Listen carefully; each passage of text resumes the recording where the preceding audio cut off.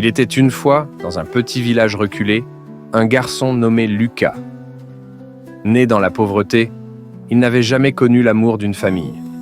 Sa mère l'avait laissé, alors qu'il n'était encore qu'un bébé, sur les marches d'une petite église.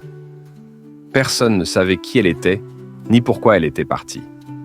Lucas avait grandi sous le regard bienveillant du prêtre du village, mais malgré l'affection qu'il recevait de la communauté, il ressentait un vide immense dans son cœur, celui d'un enfant abandonné. Les autres enfants allaient à l'école, rentraient chez eux, trouvaient leur mère à la porte avec des sourires et des repas chauds. Lucas, lui, rentrait souvent seul, avec une vieille couverture et un coin tranquille sous les clochers pour s'abriter. Mais il avait quelque chose en lui que personne ne pouvait lui enlever.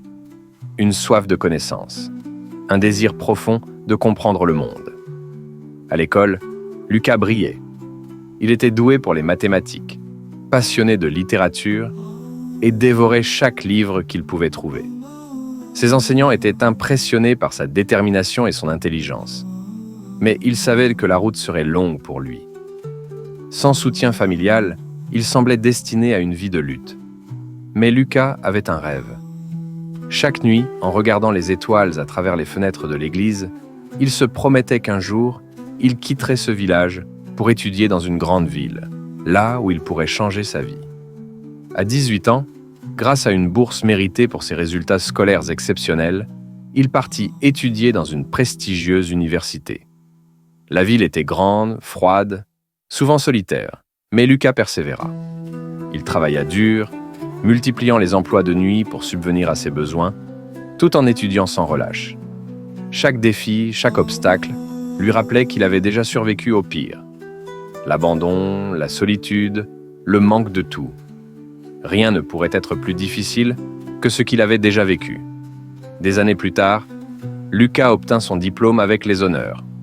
Il devint un ingénieur reconnu, travaillant sur des projets qui avaient un impact mondial. Malgré son succès, il n'oublia jamais d'où il venait. Il retournait régulièrement dans son village natal, mais cette fois-ci, en tant que mentor pour les enfants défavorisés, leur rappelant que peu importe d'où l'on part, la force intérieure et la volonté de réussir peuvent tout changer.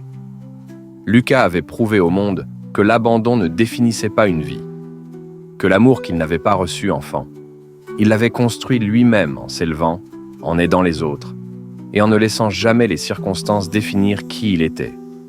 Il était devenu un symbole d'espoir, un rappel que, même dans les ténèbres les plus profondes, une lumière peut toujours briller,